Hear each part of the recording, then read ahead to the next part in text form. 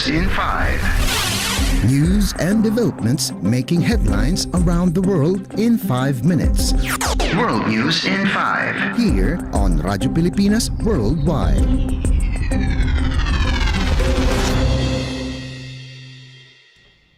Good day. This is World News in 5 here on Radyo Pilipinas World Service. White House officials said that United States Defense Secretary Lloyd Austin had suffered a complication after his surgery in December.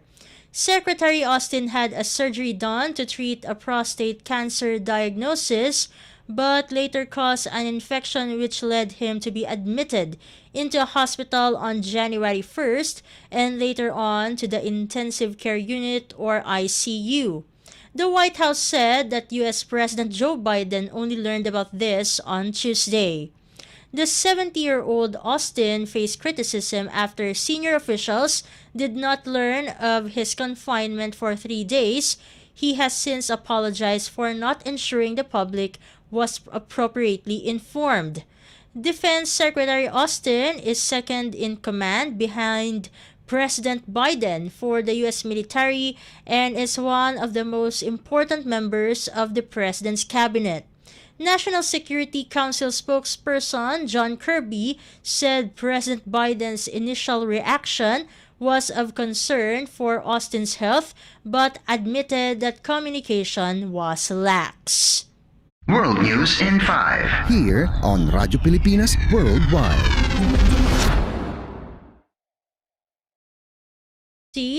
French President Emmanuel Macron had named Gabriel Attal as the country's next prime minister, the youngest in modern French history.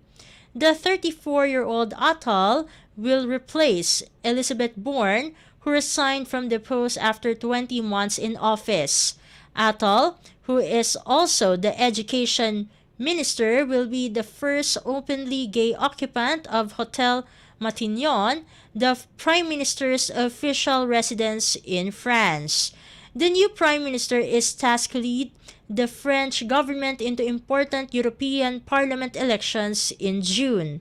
Mr. Attal became the youngest minister in the Fifth Republic with a junior post at education when he was just 29 years old.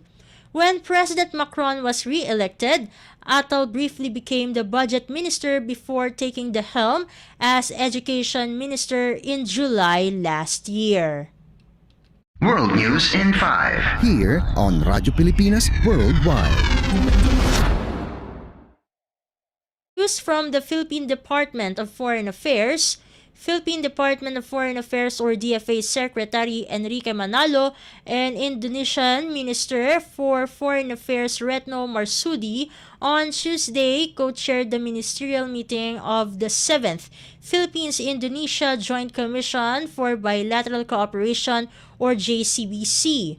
The JCBC is the primary dialogue mechanism between the Philippines and Indonesia to review accomplishments on mutual collaboration initiatives, exchange views on issues of mutual interest, and consider plans for enhancing cooperation.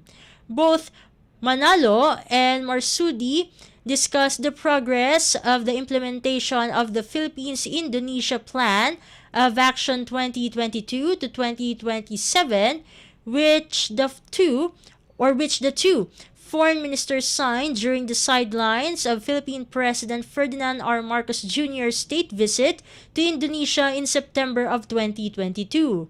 The plan of action covers multifaceted cooperation in political and security, border issues, regional and global issues, economic cooperation, socio-cultural and people-to-people exchange, and judicial and consular matters between the Philippines and Indonesia. Both sides also exchanged views on regional and international issues, including the South China Sea, the situation in Myanmar, and in the Middle East, among others. The Philippines and Indonesia will celebrate their 75th anniversary of formal diplomatic relations in November of this year.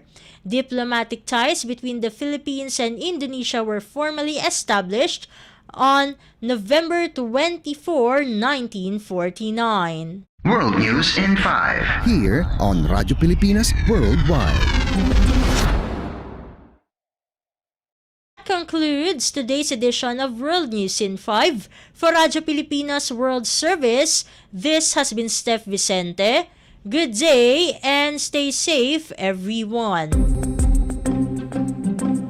World News in 5. News and developments making headlines around the world in 5 minutes.